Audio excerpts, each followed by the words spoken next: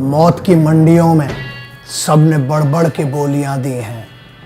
जब भी मांगी मेरे देश ने कुर्बानी, माओ ने भर भर के झोलियां दी हैं। बहुत कंप्लेंट्स है लोगों की। कंफर्टेबल जो लोग हैं प्लीज ना देखें। छोटे और कमजोर दिल वालों के लिए मैं बात ही नहीं करता हूं। बहुत इज्जत से कम होता है इन गद्दारों के लिए तो इज्जत कभी नहीं, लेकिन फिर भी एक इज्जत से ये है कि कब तक साली कड़ी निंदा, कब निकलेगा भाई डंडा। इसके आगे तभी देखना जब कुछ वक्त हो खाली।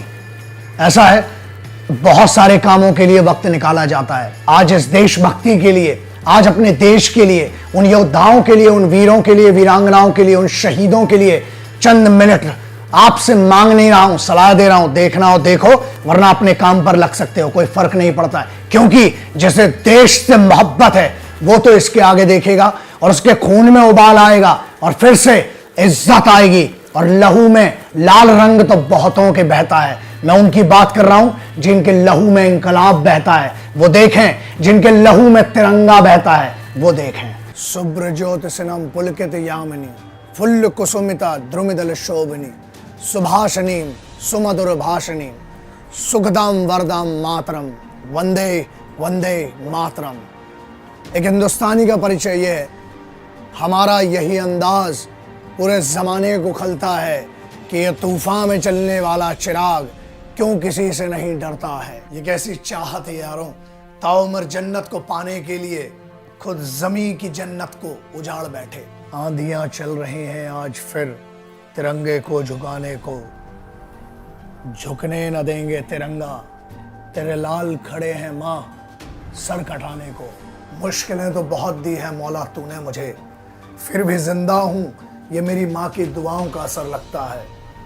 सोने के लिए दी है तूने जमीन इतनी कम कि पैर सीधे करता हूं तो दीवार में सर लगता है। हिंदुस्तान की जमीन है यार। 15 अगस्त 26 जनवरी 2 दिन बड़े इंपॉर्टेंट इस देश में माने जाते हैं।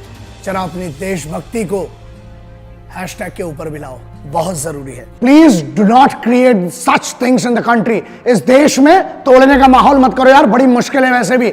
ये हर उस मुस्लिम भाई के लिए, हर उस हिंदू सिख ईसाई भाई के लिए मेरी तरफ से, न मेरी नींद को तकलीफ न मंदिर की घंटी से है, न मस्जिद की अजान से है। मेरी नींद को तकलीफ वहां बॉर्डर पे कटते हुए सिपाही और खेत में मरते हुए किसान से है। न भाषण चाहिए न राशन चाहिए, सिर्फ तेरी बोली इन मंत्रियों की वाणी में अनुशासन चाहिए। एंटी नेशनल मीडिया बैठा हुआ, उनकी भाषण उनकी बोली पर अनुशासन चाहिए और सिर्फ एक परमिशन चाहिए। हिंदुस्तानी फौज में इतना दम है, एक दिन के अंदर हिंदुस्तान और पाकिस्तान के बीच में इन टेररिस्ट की खोपड़ियों का पहाड़ बना देगी। इनको रिस्पेक्ट दीजिए, बिकॉज इससे ज्यादा देने की कोई औकात नहीं है। अरे तुम इनको क्या दोगे? उनने अपना बेटा, अपना बाप, अपना पति इस देश की मिट्टी और इसकी आन बान शान के लिए, तिरंगे की निछावर कर दिया। तुम्हारी औकात क्या है? कब तक कड़ी निंदा चलेगी? अब कब निकलेगा डंडा? ये बड़ा सवाल। और क्या गद्दारी है यार, इन गद्दारों की जहां मिले वहां थप्पड़ मारो, अब जरूरी हो गया है। याद रखिए, फौज कभी ये नहीं पूछती और ना ही उनने 1947 अक्टूबर में पूछा कि हम हिंदुओं को बचा रहे हैं कि मुसलमानों को, कि सिखों को, कि ईसाइयों को। हम हर उस इंसान को बचा रहे हैं जो भारत में पैदा हुआ है, जो एक हिंदुस्तानी है, जो एक भारतीय है, जिसके कारण हमारा देश आजाद हुआ है। ना बलिदान किसी हिंदू का था, ना मुसलमान का, ना सिख का, ना ईसाई का। ना साहस, ना धैर्य, ना ताकत ये किसी एक रिलीजन या एक धर्म की नहीं थी। जो सेक्रीफाइस किया गया वो हर धर्म ने मिलके किया है। आजकल बांटने की कोशिश कुछ गद्दार कर रहे हैं। किसी बेवकूफ गद्दार ने भी बीच में कुछ कहा था कि Indian army is rapist in Jammu and Kashmir. अरे बेवकूफ, फौज रेप करती है ना तो हथियारों से करती है और होल होके तुम्हारा रेप निकलेगा। फौज की आज भी एथिक्स और इज्जत है कि फौज आज भी कुत्तों को नहीं मारती, इसलिए बचे हुए हो। सुना है आजकल कुछ गद्दारों ने हम पर निशाना साध रखा है। उन्हें क्या मालूम कि हमने तो करोड़ों माओ की दुआओं का कवच बांध रखा है। आजकल डराते हैं मेरी माँ, बहन, बीबी और बेटी को फोन और ईमेल कर करके आधी रात को। अरे इन्हें क्या मालूम कि हमने तो कफन में तिरंगा बांध रखा है। तुम जैसे बहुत आए और गए। आंधियां चल रही हैं आज, लेकिन याद रखना इस तिरंगे को बचाने के लिए हर बार लहू की कुर्बानी दी गई है और हजारों लाखों बार वो सिपाही वहां खड़ा है इस मिट्टी और इस तिरंगे की कीमत के लिए। बस ये दुआ करना कि मेरे देश में सम्मान बना रहे, अभिमान बना रहे। अरे ना किसी छत पर हरा झंडा रहने दो, ना किसी छत पर लाल भगवा झंडा रहने दो, मिलो गले बच्चों के जैसे और हर एक छत पर सिर्फ तिरंगा रहने दो। 4-4, 5-5 वीडियो तो मैं कर चुका हूं। कितनी बार यूथ को समझाया जाएगा कश्मीर की कि मत भड़को, जो तुम्हारे आका है और अनडिक्लेयर्ड बॉसेस और बाप बन के बैठे हैं वहां पर तुम्हारे, वो क्या करते हैं, अपने बच्चों को फॉरेन यूनिवर्सिटीज में पढ़ा रहे हैं, बड़ी बड़ी जगह में जॉब दे रहे हैं, एग्जाम के लिए मर्सिडीज से जाते हैं, और तुम्हें इसलिए पत्थर फेंकने के लिए लगाया है क्योंकि तुम ना पढ़ पाओ, क्योंकि तुम पढ़ जाओगे तो राजनीति समझ लोगे। स्वामी विवेकानंद साहब ने एक बात कही थी कि जब आप क्रांति के रास्ते में चलते हैं या कोई बदलाव लाते हैं तो आप पर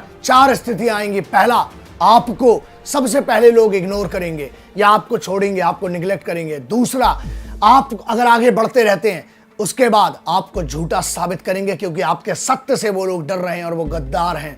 तीसरा, आपको चरित्रहीन साबित किया जाएगा। और आप देख लीजिए इतिहास में क्रांतिकारियों को देशद्रोही घोषित किया गया, लेकिन उसके बाद भी उनने अपनी हर चीज को, उस तिरंगे को, उस अपने काम को अपने आप से बहुत ऊपर रखा। इसीलिए सत्य और शांति के अपने दिमाग को शांत रखते हुए उस युद्ध को जारी रखा, जिसके कारण आजादी मिली। ये नारे लगाए जा रहे हैं, देश के खिलाफ नारे ला रहा हो, भारत तेरे टुकड़े होंगे। हंसी आती है इस पे। क्यों हंसी आती है? बहुत आए और बहुत गए। अभी इतने बुरे दिन नहीं आए इस भारत के कि चंद नारों से टूट जाएगा। और हाँ, जो लोग देश के खिलाफ नारे लगा रहे हैं, सिर्फ एक बात याद रखना, आप फौज के खिलाफ बोलते हैं, आप देश के बारे में बोल रहे हैं। यार शर्म करिए।